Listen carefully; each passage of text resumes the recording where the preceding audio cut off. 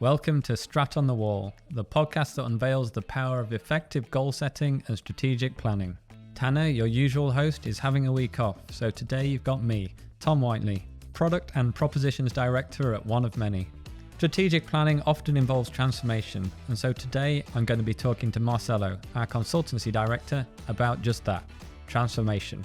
We're going to talk about why you can't just follow a one-size-fits-all playbook, about how it is essential to get buy-in, and the importance of a cross-functional transformation team. Stay tuned if you'd like to hear more about the biggest challenges when it comes to organisational transformation.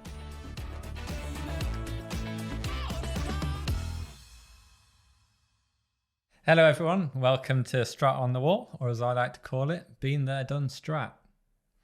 Do you like a pun, Marcello? I think I came up with that pun. You came up with that one?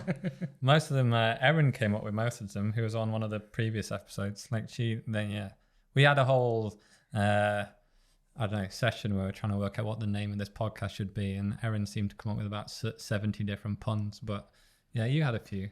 I'm not very good at them. I use ChatGPT in full disclosure. Right, that makes sense. My favourite one was superstratifragilistic expialidocious. I wish we'd gone for that. But anyway, Strat on the Wall it is. Yeah. Anyway, enough of Strat. So we're one of many. We're a transformation consultancy, and we have a focus on helping organisations with their strategy. Strategy is all about how an organisation makes a plan of how to achieve a higher goal or purpose or vision. And to do that, you need to transform a lot of the time. And that's why we're a transformation consultancy. And that's what we're going to talk about today. Going to talk about transformation. So yeah, I'm joined by Marcello, who's someone who's seen many a transformation. I presume you've seen many a failed transformation as well? Yeah. Have you seen any good ones? Good ones. I don't think I can say that I've seen a very completely successful transformation. I think there's various degrees of success in every effort. I presume the ones you've been involved in have been more successful than the others. Cool. All right. So before we jump in too much, would you like to introduce yourself a bit, talk about your background, and I guess your role at one of many as well? Cool. So I am Marcello. And I have a very strange mixed background. I guess my background goes many years just for the fact that I've been in the planet for many years now. I had gone back and forth in academia as well. So I started studying sociology. That was back in the 80s. I didn't have a beard. And then I came to Europe in the beginning of the 90s and I studied graphic design. Then I did a detour into Hinduism. I was a Hindu monk for 6 years. And then I living a monastic life to start a family. I needed to have a source of income. So I opened a design studio. So I had a design studio for 4 years, and that was in Lisbon. Then my first wife, so I got married twice. My first wife got pregnant, and then I had to be serious about a line of perfection. That's when I kind of decided to be more focused on technology because, it was the beginning of the 2000s. The internet boom was there. So I did a degree on computing for management. It's a very strange title. So I'm trying to translate from the Portuguese, but effectively the course define a lot of who I am because it's about computers and people, management and computing. Half of the course has computer science things, and the other half is management and accounting and economics and all that kind of people things. So, and that's where I found myself in my career from that point forward. So always in between the machines and the people. I really enjoy coding, so I've always with my laptop and coding, so either doing my personal projects or open source. I've written a few open source libraries with various degrees of success. One of them has a few stars, 1,000 stars on GitHub. So that was a nice propelling for my career, because it gave me some visibility in the community with the tech people, and then gave me license to train on TDDs and refactoring and all of the agile practices. I did that for many years. I joined a company, it was a consultancy as well. And as part of that company, I started doing kind of agile technical training, but then it moved into more process things as well. So I helped a few organizations move through, adopt agile. And so, yeah, partly because I got certified very early, the Scrum badge, the Scrum certified certification. There was a period where everyone was getting them, but but I got in the first ever certification. Oh, really? That happened in Portugal. Like Scrum Alliance came and announced. It was by accident that I discovered, because my boss said, you have to have a methodology. I was running a team with, there was 2 teams, my team, which is the web team, and it was Gonzalo's teams, which was the Java team. And then the boss said, you have to choose a methodology. I don't mind you running the team whatever way you like, but let us know what methodology is. Mm-hmm. So we went looking for methodologies and we found Scrum and said, let's do a course. And then I got certified. And because I got certified that early, that everywhere I went after, people saying, oh, you are the Scrum guy. You have to help everyone Scrumify. Yeah. So that's that's why I got into that. I haven't managed to get out of doing agile things for such a long time. But there's a very mixed bag of things that come with that agile. It's not a pure agile. Mm-hmm. Yeah. Well, I like what you said about sitting in between the computer and the person. I don't know, that is a lot of what we do, and like both in terms of transformation as agile coaching and so on, it's almost exactly that. And so you found that calling about 20 odd years ago, was it? And you did your computer management degree? It was early 2000s. Mm-hmm. So 20 years ago. Oh my god. Great. And I guess that's all sorts of experience there. I mean, I've heard it before, but it's an amazing range of experiences you had that I guess all of it impacts how you do your job. And we've not really talked about, so your role now is you're Consultancy Director at one of many.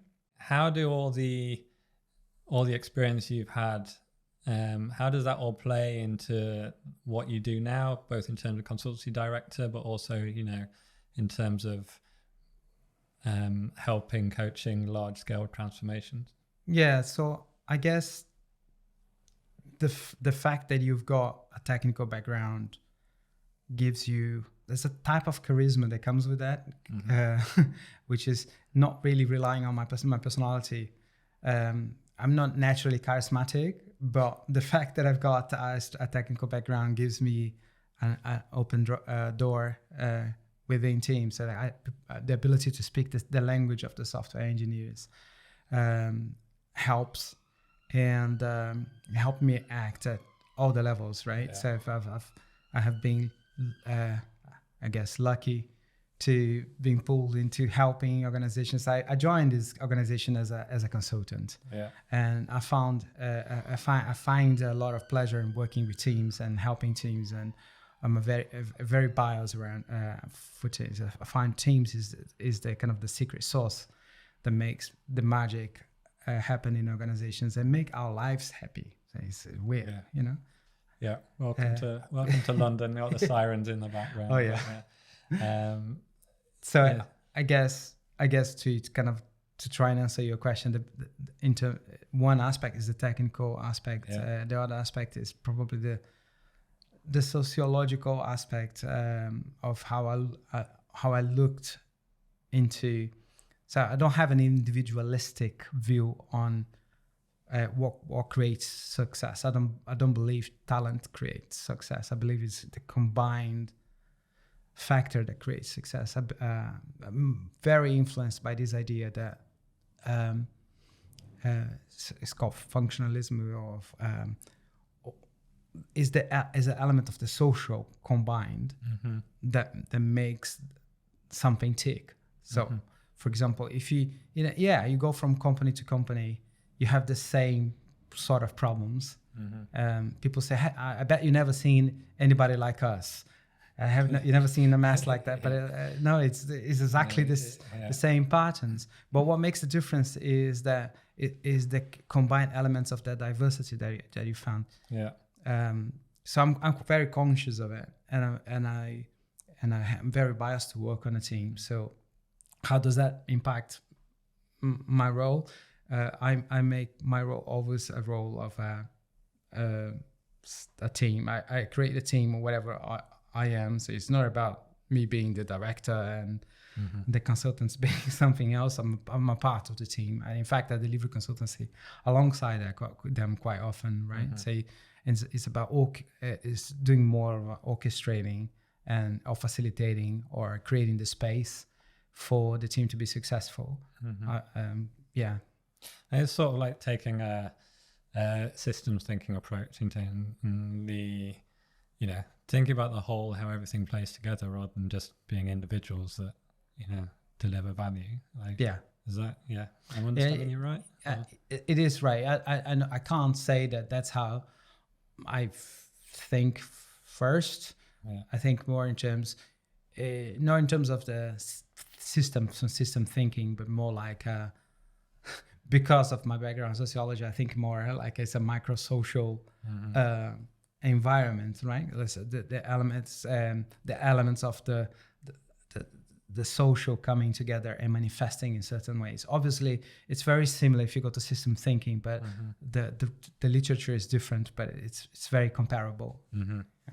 Yeah.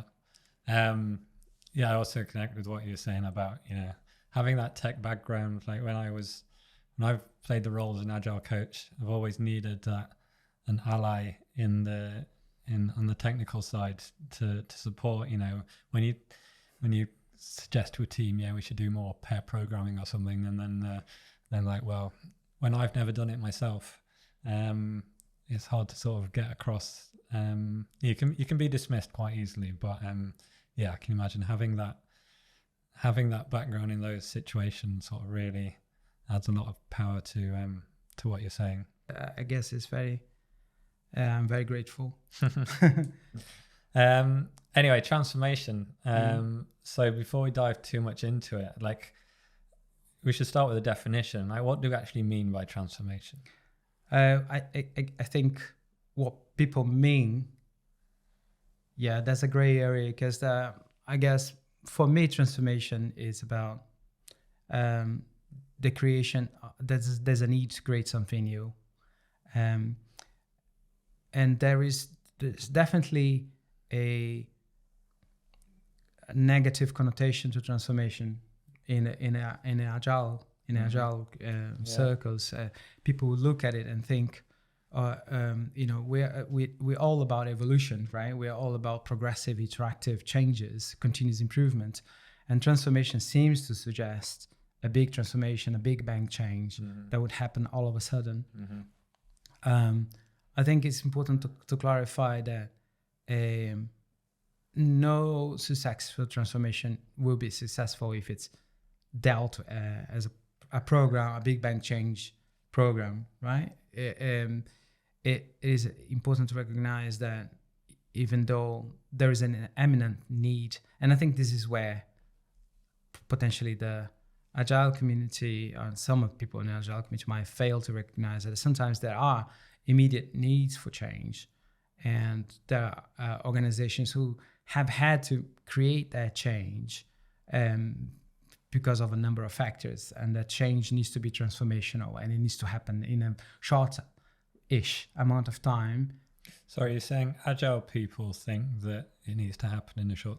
No, the agile people would say we should always be in a state of transformation. It should be a continuous improvement thing. Yeah. And when they're presented with the idea of a transformation, there's sometimes a connotation that it's a program that has a beginning and an end, like a project view, like a waterfall thing that starts here, ends here, and needs to happen pronto, right? And they react to that by saying, well, there's no such thing as an agile transformation because this is not agile. Yeah, it's an oxymoron. Yeah.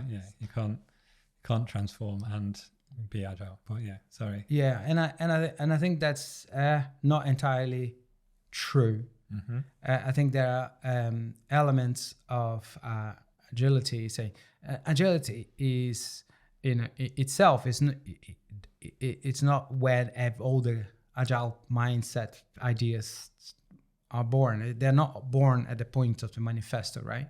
Many of those ideas were around in the 80s. Mm-hmm. And these people, they are consuming those ideas and they come together as a group and they put together a manifesto and they talk about the mindset and to talk about these things.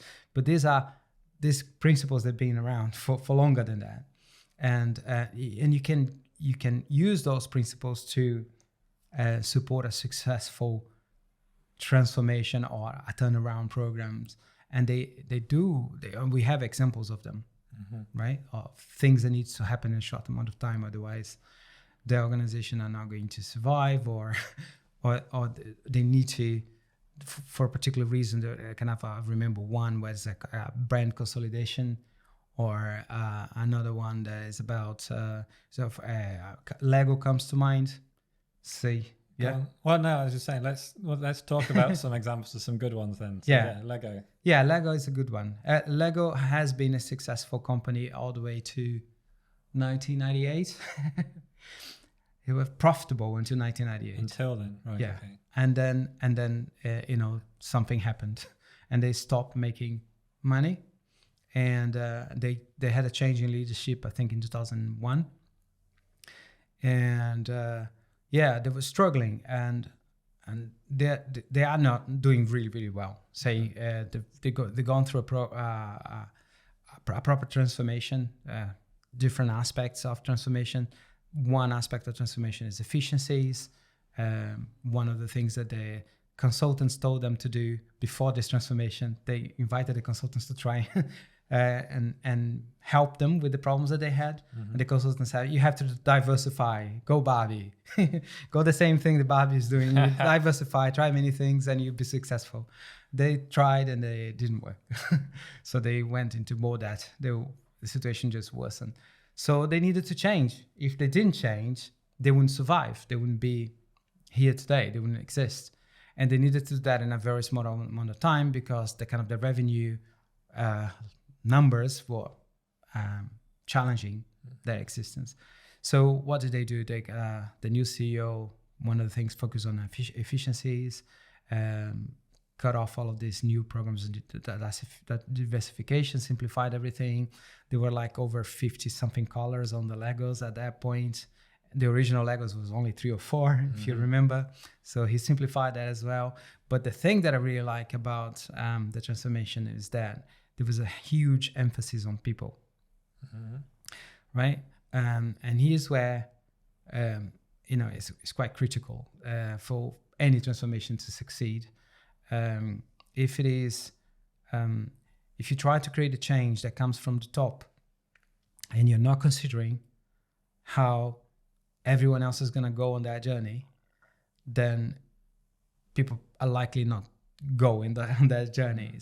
And then your theoretical transformation in your actual need for transforming or change something is not actually going to materialize, because you need to take all of some organizations are quite large. We're talking about thousands of people that needs to align to this new world that you're creating to be able to be successful. So, and that was something that they considered, and I thought it was very, very, very good. The way it was done is through not just saying that we empower the teams to help create and take entrepreneurships on doing their own product development. There were actually incentives and they were awarded for doing so. So the company was not just saying, you are empowered. They were actually proving and putting the money where the words were. So, I mean, was that, just taking a step back with Lego, what was the transformation? Like, you said there was some like efficiencies, simplifying things, but it sounds like there was more to it than that. Yeah, there's that aspect of the efficiencies, the aspect of the people, the aspects of the investment in technologies as well. But I think the key factor is that, in my view, is how the people would not ignore as a part of the transformation. So the people is an enabler. It's probably not the core of the transformation, but is the key enabler in making everything else a success. Yeah. Well, yeah, that's what was going through my head, that you don't do a people transformation. That sounds a bit weird in itself. You know, you have a transformation of some other sorts, and then when it comes to the people, there's some sort of program of work, say, don't know if that's the right phrase, but to actually bring them along on the journey. And so it's a supporting thing rather than necessarily the focus of the transformation. Is that correct? Yeah, it's very, very, very important, big time. So is that what you see as essentially the main thing that makes a transformation successful, like bringing the people along? Yeah. And how should we be thinking about doing that? It will be different in different organizations. Like we're saying before, how the problems are the same as you go across. What is different is how smart people are and how purposeful, right? Having a purpose is a part of being introspectful, being brilliant, right? And you will recall your experience of going from one company to another and feeling that you're in the presence of great people and or not, right? So that makes a big difference. And so the starting with the people will be depending on the dynamics in play in the organization and the quality of people and how you, and the maturity of the organization as well. So not everyone will respond to change in the same way. They may or may not identify with the purpose of the organization in the same way. They may or may not identify with the purpose of the change in the same way. So so that you really need to understand and make that mapping of what is the support that I'm going to get here, and do I need more support, and how do I create that support? It might just be that you need to step back, and my mental model is instead of I'll tell you first what I see the programs do, and why do I think that's not the best approach, and then I'll tell you what do I prefer to do instead. Sure. So what I see going around is that all big consultancies, they come in with a playbook already ready for the transformation. And hey, take it. This is what you need to do. Step 1, step 2, step 3. And they just go through that program of transformation. That does not yield success. I think looking at a company as a small society, right? Like think about it sociologically. And the company is going through a journey, right? Just like a person goes through a journey when they interact with our products. So you as a user, you have an experience that lasts through a journey with that product. You buy a product, you use it, you pay for it, you unpack it. There's a number of journeys that you go through as a user of a product. Similarly, an organization also have a journey, right? And the people within the organization, they also have the experience of the organization. So I call this a kind of organizational experience. So like, not a user experience, but an organization experience, OX. And the organizational experience, you can understand it holistically through 3 levels, right? So you ultimately what you want, organization exists for the value it creates. So that's the highest level. You can measure it through the value, and most of the time, when you create a transformation, it's the value only that you're after. You're trying to generate some value, or you try to correct the fact that you're not obtaining a value. Yeah. But there are two other levels below it. So you cannot deliver value if you cannot deliver. And that's called flow. So you got value at the highest, then you got the flow, which is your ability to deliver in a sustainable pace. Yeah. And you cannot deliver in a sustainable pace if you don't have the conditions, if you're not healthy. So there's the health, flow, and value that makes up the organization experience. So when you are looking into transform, you think, okay, can I create the value? You can only create the value if you have the flow. Okay, I don't have the flow. Why don't I have the flow? Do I have the conditions for the flow? Then you look at the health. So you might need to go all the way to the health to establish what is it that you need to do to move forward, to create the conditions for transformation. And so, I mean, there's a few things you mentioned there. You talked about the, the big playbooks or the consultancies might come in. You talked about how people have the same problems. You said a few times, different organizations have the same problems.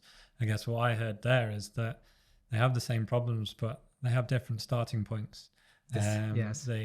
Some of them, the people are already bought into the company's mission and so on. Sometimes they're really disengaged and on a different level and, just turning up to collect their pay packet or whatever. And so part of the reason that some of these big, playbooks don't work is they don't take that into account. They don't take into account where the organization is right now. So it's the same, like you said, it's the same problem, but organizations have different starting points. And we've got to understand where that is in order to make the transformation work.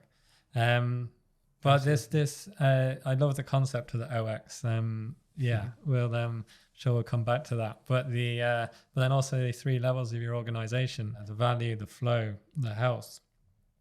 I guess. So would it be right to say that transformations sometimes just focus on the flow level without thinking about the health? Because the way I understood what you're saying is that the value is what we want of it. In order to change something, we need to change.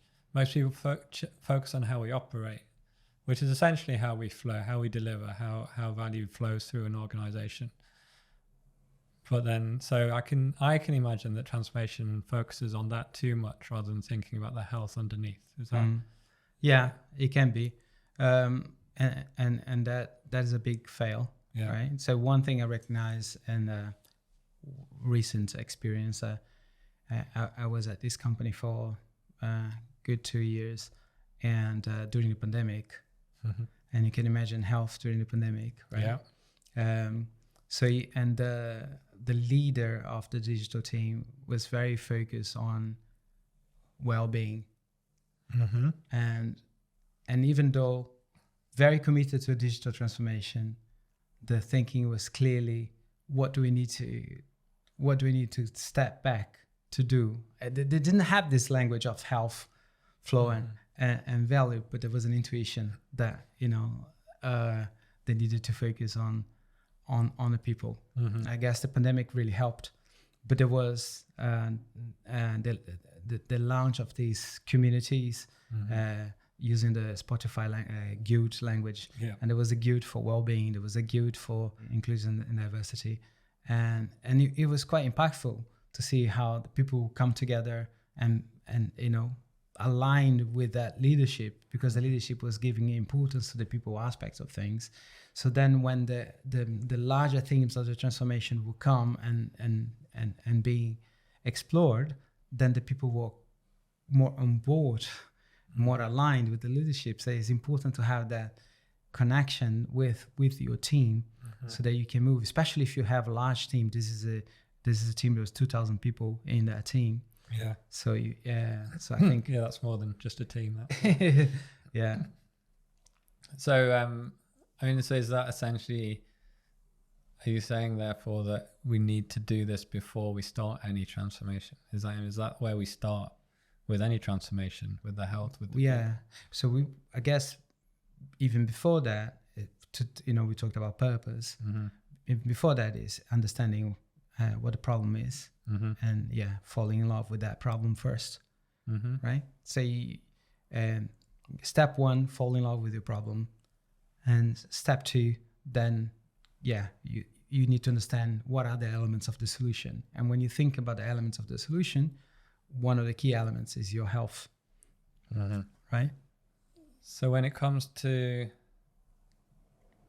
and a lot of this is talking about the culture and mindset that already exists within an organization before you start a transformation, almost like so. Yeah. And how does that impact how you might go about a transformation? Massively. The culture and the mindset is like is the field in which the transformation is gonna run, right? It's like they can be real molasses. They can stick into the transformation and not let the change go forward, right? Or they can be a massive push for the transformation, because if you have the right kind of culture, then you have the right ammunition to push things forward. Either that, or you need to produce a miracle to get everyone, or to create a new organization that would then embrace this new shape of things. So not advisable. The way to go is to get the buy-in of the organization, say really understand the context and really involve people in that journey, right? Say at different levels. These are the key things we have to go after. And what do you think? Say I'm trying not to say the name of the companies. Say one of the organizations that we had to produce a buy-in. Yeah. So it's coming in and starting from the point of what is working for you and what is not working for you already, right? Yeah, so it's linked to what you said earlier about falling in love with the problem. To what I'm interested, I guess, in sort of the different levels, altitudes within an organization. Like, you said 2,000 people earlier. You might have transformations with tens of thousands of people. You can't get everyone to fall in love with the problem, can you? So no. Like who needs to fall in love with the problem?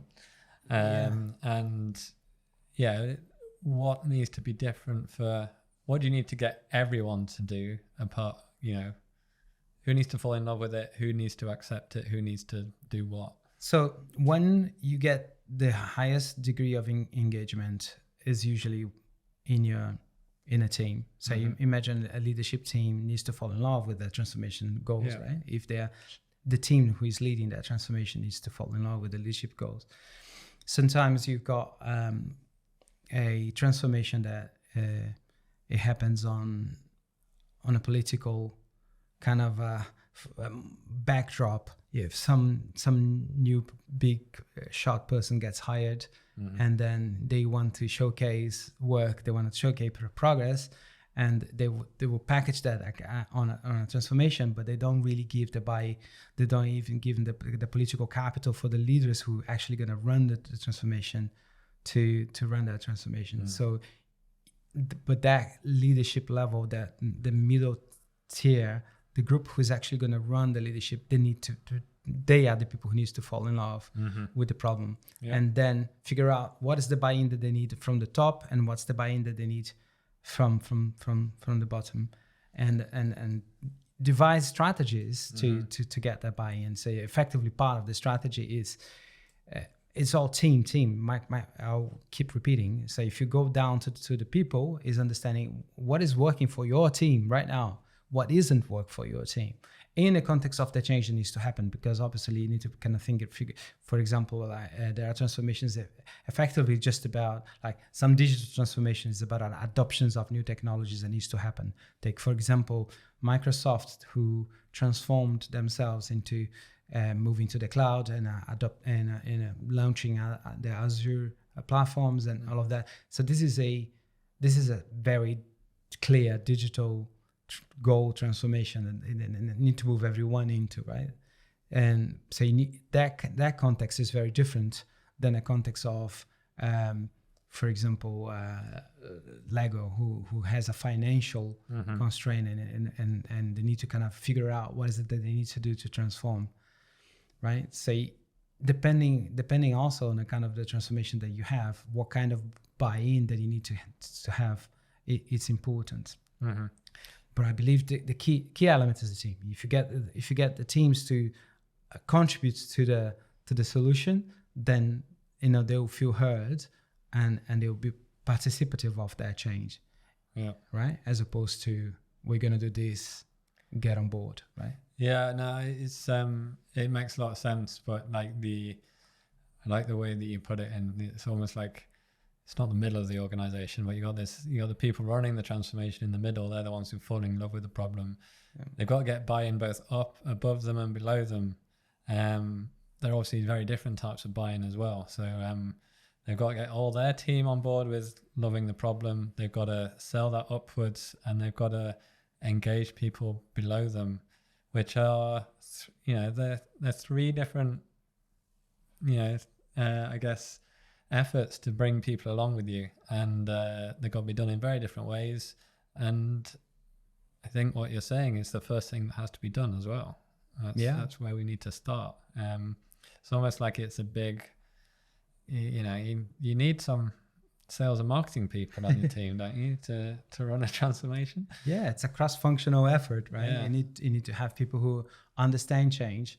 And that's probably one of the factors of why transformations fail, because you've got people who understand product but don't understand change, or you've got people who understand technology but don't understand product. Yeah. So you really need people who understand people who understand change, people who know about how organizations learn, and that is not something that is very clear in our normal structures. That you either have a very classical HR, organization design, organization development, who are very kind of programmy, waterfallish in the way of operating, not always understanding the evolutionary nature of these things, or you have someone who's done the SAFe certification or heard about things on the Agile community and understand now how organizations work because they have got some Agile background. So you need the change professional. You need the sociologists that come in and help them make this successful. I guess that's interesting. And maybe should we talk about who is on that transformation team? Like it makes a lot of sense to me. I hadn't really thought about it before. How that team needs to be very cross-functional, and I can imagine situations where we're doing an operational transformation, so all you have is a bunch of ops people on there. But it must be critical to have that wide range of skills on there, so you can come at it from different angles. So even like you said before, you've got the three levels. You've got the value, the flow, the sort of health underneath. Like they're very different perspectives as well. So I guess the cross-functional nature of the transformation team is really powerful. Yeah, and essential. Yeah, absolutely. So what is there I get all transformations are different, but is there a core set of roles that you need on that team, do you think? The ones that we've been talking essentially, right? So and depending on what is it that you're transforming as well. Yeah. So if it is a digital transformation, you're gonna need someone who understands where you're going, and a technological partner who can either be a part of the team or be a supporting element of that of their guidance, offering the guidance. But invariably, you need someone who understands organization journey and organization experience, right? Or can look at organization as a small, as in its social dynamics. How does it operate? How people learn, how organizations learn, how is that change going to operate over time? Where do you find the quick wins? How do you make adoption more dynamic, right? It's because the key thing is that you will struggle with is you need to find the appetite, right? Where is the appetite within the organization for that change, and play with that. Use the appetite to trigger the other parts of the company to follow. So if you start with early adopters who are eager for their change, and that they then adopt it, the other people are going to feel left out, and they're going to want to come into the wagon as well. So all of these play a role. Yeah. So what I'm hearing there is you need the sort of SME who's holding the vision of the transformation to know where we need to get to, and how, and not necessarily how, but like what it looks like, the future state. But then you also need that change professional to help you go on that organizational journey, that OX. So it draws parallel to me between like the Scrum Master and the product manager in a way. You know, the person providing the vision, and then the person helping you get there. It's sort of that similar role and similar play between the two of them almost. Yeah. You can think about it as well, like just to career parallels, where you're thinking the product owner will be like the value person, right? Yeah. And then the health of sustainability will be effectively the Scrum Master, and then the delivery and the flow will be the team, right? Yeah. So in the Scrum, you've got these three angles as well. So and these are the three forces pulling in every organization. You've got a direction of value. You've got that pulling, right? We need to create some value. If you don't create value, and if you don't grow as an organization, then you can't justify existence, and you disintegrate. So value is a pulling factor, and on the other hand, you have the delivery. So and that's not pulling in the same direction always, because to be able to deliver, you have this constraint of how much you can deliver sustainably. So and that's health. So they're all pulling in different directions. That's why cross-functional is so important, because it's through cross-functionality that you can balance those things. Yeah. Another factor in organizations being siloed of these two things is that effectively what you most of the time have is that you've got business on one hand, technology on the other hand, business trying to kind of own the value and expecting that that's possible, being separated from flow and health. And that's the fab that everyone is living right now, right? That's the current state of affairs. Yeah. Business separated from technology, right? Yeah.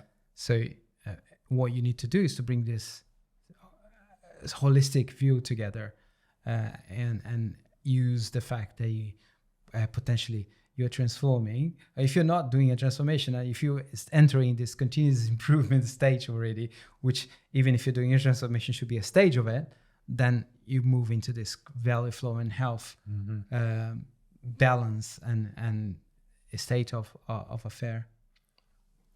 Yeah, makes a lot of sense. I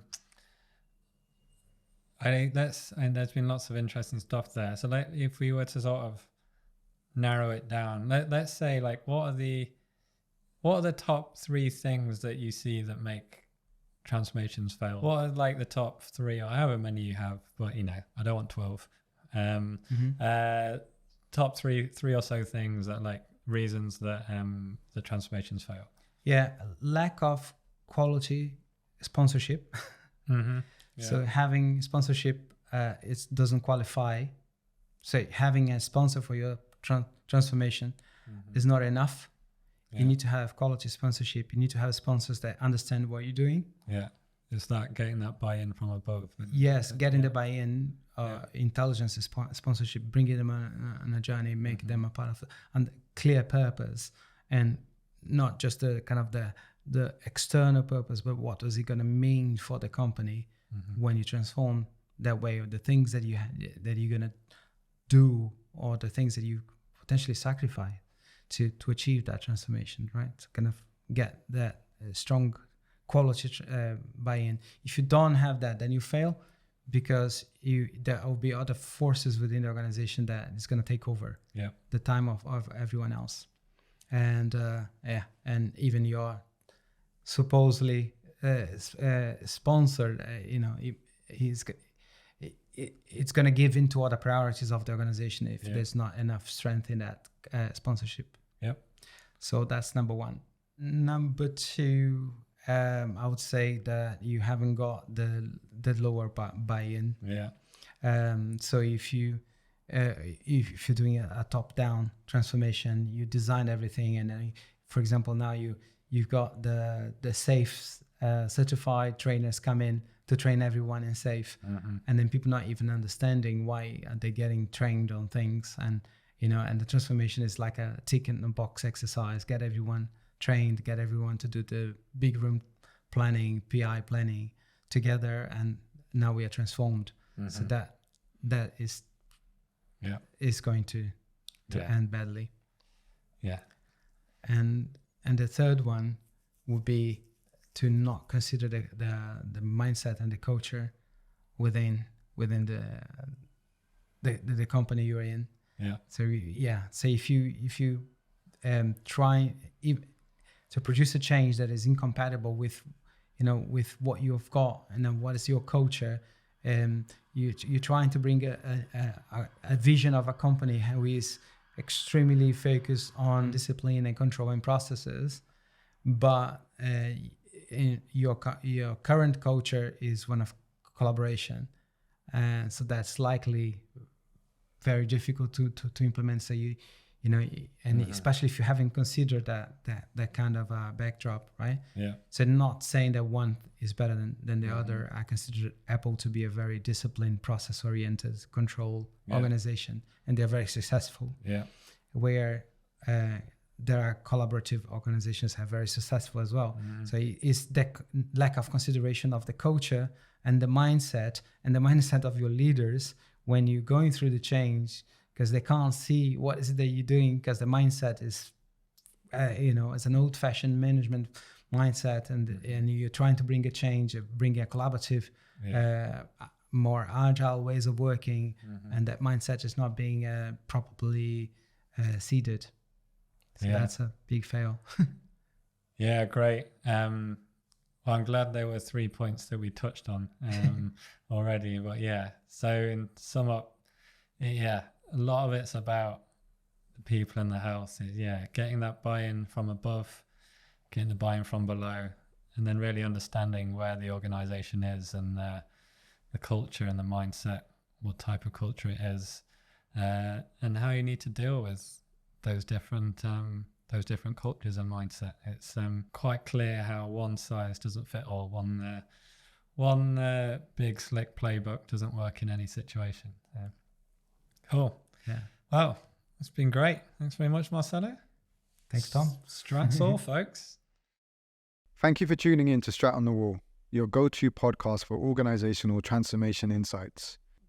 If you're looking for help in any of the areas we discuss in the podcast around agile transformation, strategy implementations, and OKR expertise, please reach out to us at www.oneofmany.com. Or better yet, click on the Talk to an Expert button and one of our consultants will be in touch, happy to help in understanding your opportunities and challenges.